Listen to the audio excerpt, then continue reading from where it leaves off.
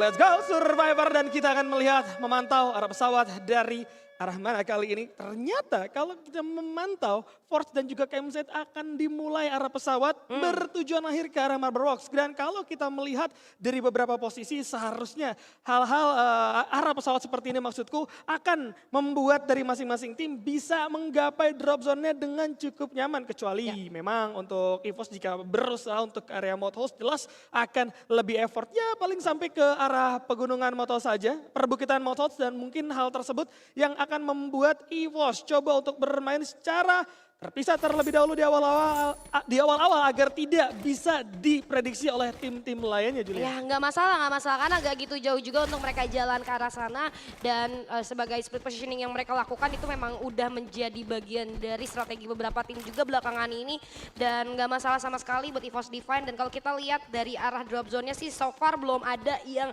benar-benar bersinggungan kecuali mungkin dari tim Vesaka dan juga Onyx Olympus yang tadi juga sempat melakukan split positioning ya kali ini. Bahkan di sisi lain ada Morph Team yang Vesaka kali ini dari seorang Volt di arah Watchtower nampaknya sudah mulai terlihat pergerakannya oleh musuh. Sudah menerima beberapa damage tapi masih sempat untuk selamat. Sementara dari seorang Obey kali ini coba untuk melakukan setup terlebih dahulu mencari posisi yang aman. Sementara dari Onyx Olympus sendiri dari segi posisi cukup berjauhan King Kodok. Oke, kawan-kawan dari arah Vesaka sebenarnya mereka udah dapat posisi yang cukup enak. Lihat tembakan dari seorang Obey memberikan satu pressure yang luar biasa. Bahkan dari seorang Kiba berhasil diambil sama seorang Volt. Yang seperti tadi Julia bilang bagaimana posisi yang diambil oleh Vesaka itu cukup bagus. Itu membuat mereka unggul sebenarnya dalam segi setup pertempuran. Betul. Tapi di sisi lain sekali lagi tim-tim yang melakukan penyebaran itu akan bisa dikandaskan dengan cukup mudah. Sekarang RRQ udah mulai mendapatkan 1 poin eliminasi. Dan hal tersebut nampaknya membuat dari RRQ seharusnya bisa menguasai 2 kota sekaligus. Wah, memang tadi ada satu terculik oleh RRQ Kazuya, tapi kita balik lagi ke arah Onyx Olympus dan juga Vesaka. Tadi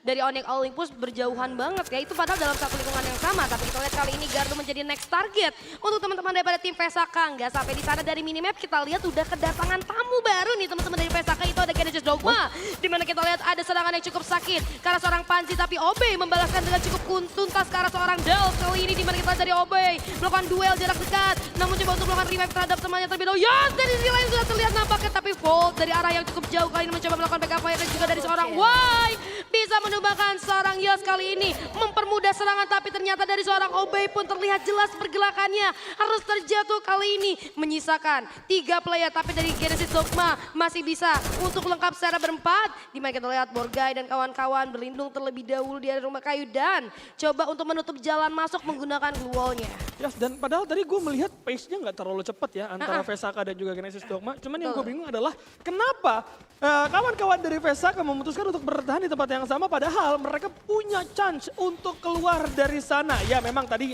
mereka dapat duluan ke arah para punggawa dari Genesis Dogma. Satu playernya di take down, tapi ternyata Obey justru harus menjadi tumbal juga pada akhirnya membuat dari Vesaka kali ini dalam keadaan tidak siap bertempur. Dan Genesis Dogma bahkan tidak perlu kehilangan siapapun juga. Yosnya sekarang udah mulai siap bertempur lagi. Begitupun dari segi posisi pembagiannya juga cukup baik 3-1. Sedangkan dari arah Vesaka yang bermain secara 1-1-1 ini yang akan cukup meresahkan. Siapapun yang terbaca bisa diambil dengan cukup mudah. Lihat dari seorang Kiki, 1 jump shot. Triple barrel bakal coba digunakan terlebih dahulu. Masih ada keluar yang bakal coba di pop up. Gocekan mau akan coba dilakukan sama seorang Volt. Tapi lihat Del datang dengan penggunaan Mark 7. Jump shot lagi bakal coba dilakukan. 2 arah tidak akan bisa untuk Volt hadapi sehingga harus tumbang juga pada akhirnya. Boleh gua akuin ya dari Genesis Dogma di round kali ini secara backup benar-benar lumayan alot ya. Dari satu sama lainnya komunikasi jalannya lancar banget. Sehingga kalau tadi dari Bayu Kodok sudah bilang 1 orang masih bisa dihidupkan kembali dan juga bisa menumbangkan seorang Obey, itu teamwork yang sangat baik ya dari Genesis Dogma gitu kan. Sehingga dari teman-teman Vesaka juga nggak bisa berbuat banyak. Volt pun bahkan tadi seorang diri walaupun responsif banget dalam segi pop out blue wall gitu kan dan juga serangan balasan. Tapi panggilan dari satu player lain ke player lainnya di tim Vesaka itu sendiri, Genesis Dogma itu sendiri cukup baik sehingga diperlakukan sandwich kali ini. Dan kita lihat di sisi lain ada Morph Team yang sedang berenang menjadi ikan. Langsung saja Gareth terlihat 2 tembakan sudah cukup untuk seorang Siro kali ini untuk menumbangkan seorang Gare, bahkan tanpa pikir panjang langsung di end begitu saja. Bisa-bisanya Gare nggak ngelihat gitu ya ke arah sungai. Padahal tadi kita melihat sudah ada kawan-kawan Morph yang datang secara bersamaan. Betul. Walaupun mereka jalan tanpa adanya glue wall, tapi seharusnya Gare at least bisa memberikan tembakan-tembakan peringatan atau mengulur waktu tanpa adanya perlawanan sama sekali. Gare di take down dengan begitu mudahnya.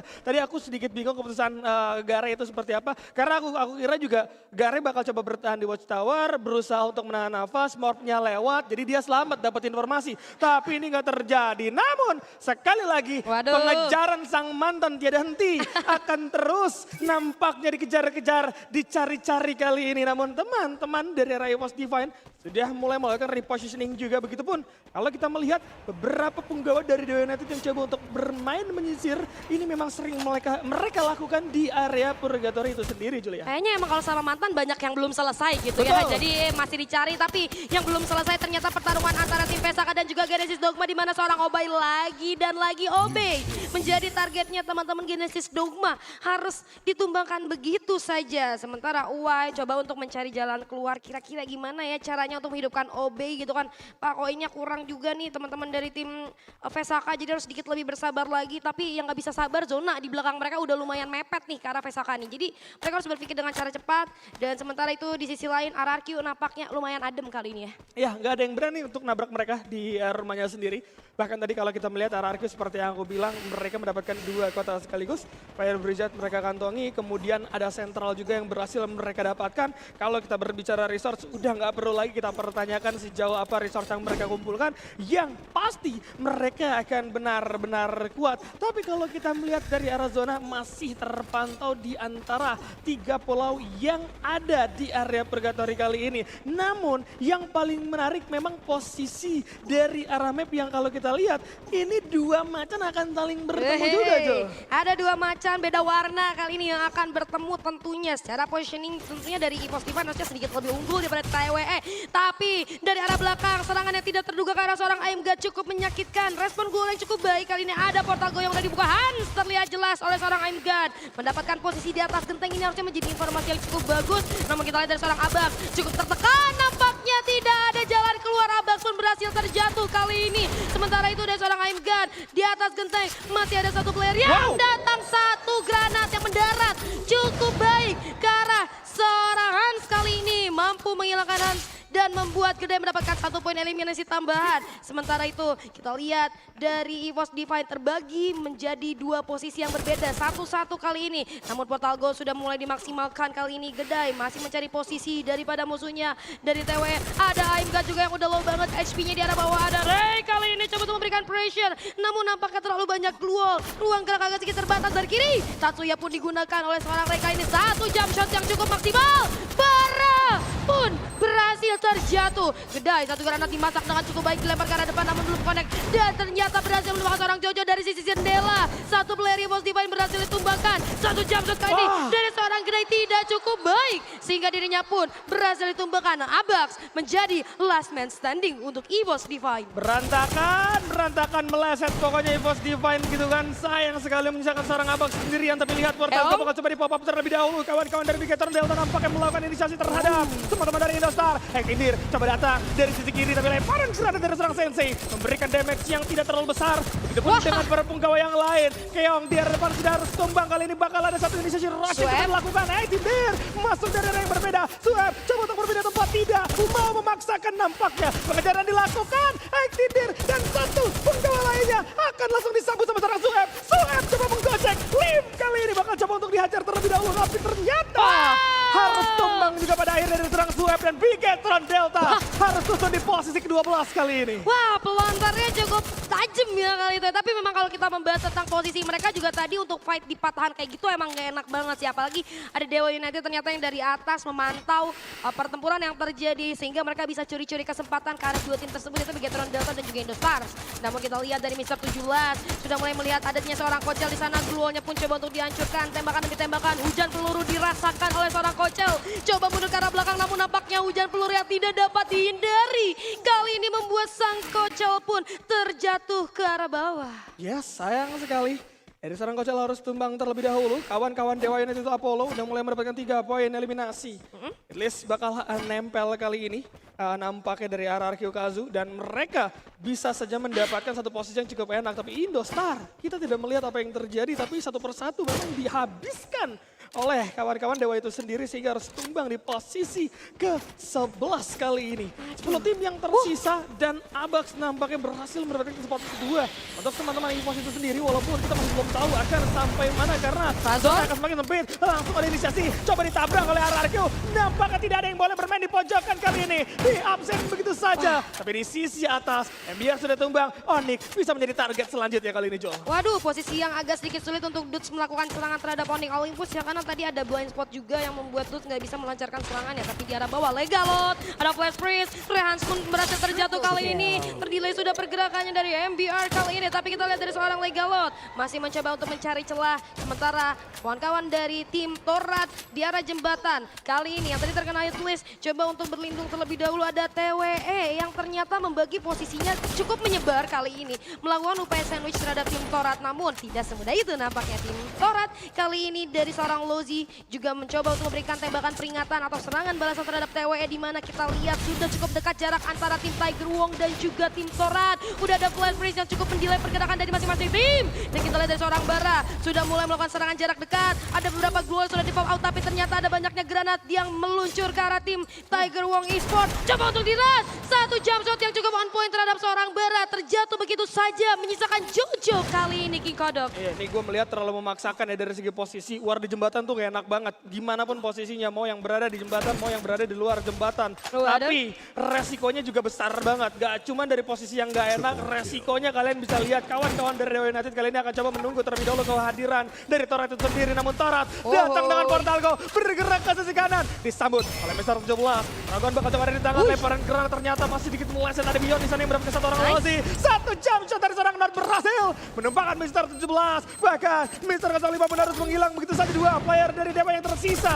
Tenang, ada Bion dan juga Sam13 kali ini. Tapi Jojo ikut campur. Sam13 tidak menyangka dirinya pun harus terculik begitu saja. Bion, satu orang, apakah akan kelas? Tidak bisa Dewa United tetap follow. Harus tumbang di posisi ke-9 kali ini. Unpredictable, Portal Go-nya diikutin, tapi di sisi lain ada yang tidak terduga juga ternyata antara Genesis Dogma dan juga Morph Team. Dimana kalau kita lihat dari minimap ternyata peperangan ini memancing kehadiran third party atau orang ketiga itu EVOS Divine. Namun nampaknya dari EVOS Divine tidak mau terlalu dalam karena mereka juga baru spawn masing-masing dari playernya. Dari segi resource harusnya cukup minim, namun kita lihat kali ini udah ada granat yang dilempar dari seorang Yos. Apakah connect? Ternyata masih belum. Dan dari seorang Dals dan kawan-kawan coba untuk berlindung terlebih dahulu, menutup semua arah pintu masuk ke arah mereka, dan mereka coba untuk menunggu serangan daripada musuhnya. Kalau kita lihat dari minimap ini, udah bener-bener rame banget semuanya. Mau ngumpul kayak arisan. Nggak ada jalan keluar sama sekali, saling nempel-menempel. Tapi kita lihat dari seorang Ray berhasil jatuh.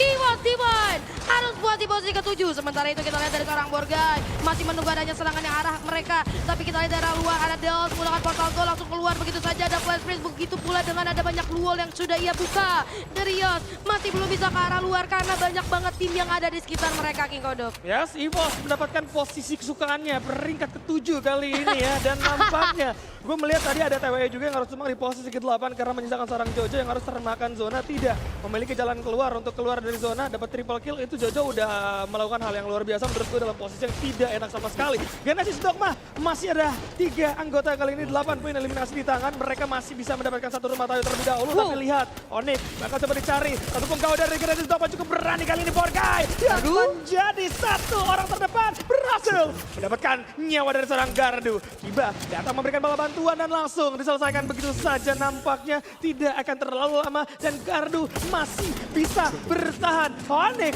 Olympus masih cukup nyaman berada di dalam zona kali ini. Wah, nyaris saja ya dari seorang Gardu tadi berhasil terpick off. Tapi Legalot lagi-lagi mengendarai monster truknya kali ini. Percaya kepada timnya, semua ditabrak. Ayo kamu sini. Bakal mencoba untuk ditabrak-tabrakin aja. Masih belum ada backup dari RRQ yang lain. Tapi kita lihat dengan 10 poin eliminasi, gua rasa RRQ Kazu cukup berani kali ini untuk melakukan hal tersebut. Dimana kita lihat Legalot sudah berhenti turun. MBR Epsilon pun harus turun di posisi kelima. Sementara Legalot kehilangan cukup banyak HP-nya. Harus mundur dulu sedikit. Dos dengan pelontarnya masih mencari target untuk dirinya. Tapi ternyata tidak semudah itu karena terlalu banyak gluol yang menghalangi. Satu granat dimasak dengan cukup matang. Dapat ke depan. Dan kita lihat seorang Gano berhasil mendapatkan next target itu Legalot. Dan kita lihat seorang Razor pun kembali menyusul. Seorang Legalot harus terus terduduk di sana. Tapi masih bisa diselamatkan. Abai mencoba untuk melempar Glumerter ke teman-teman daripada Onyx Olympus. Di mana dua player Onyx Olympus kali ini agak sedikit kesulitan menghadapi gempuran daripada RRQ Kazu. Satu charge buster untuk di-charge. Sayang sekali ada Gare di sana dengan pelontarnya King Kodo. Ini dia bos, Kapten Gare. Luar biasa sekali. Satu M79 menyelesaikan 3 player dari RRQ yang cukup aktif. Dan kali ini nampaknya Mob masih ada 3 anggota. Onyx harus kandas di posisi ketiga. Terat, satu pegawai yang tersisa. 3 lawan 1 akan coba dicari. North coba untuk mencari posisi. Nampaknya tidak akan bisa. Satu tapi bakal coba keberat maju kali ini. Ditabrak dengan begitu cepat. Dan Terat harus tumbang lagi dan lagi. Mob berhasil.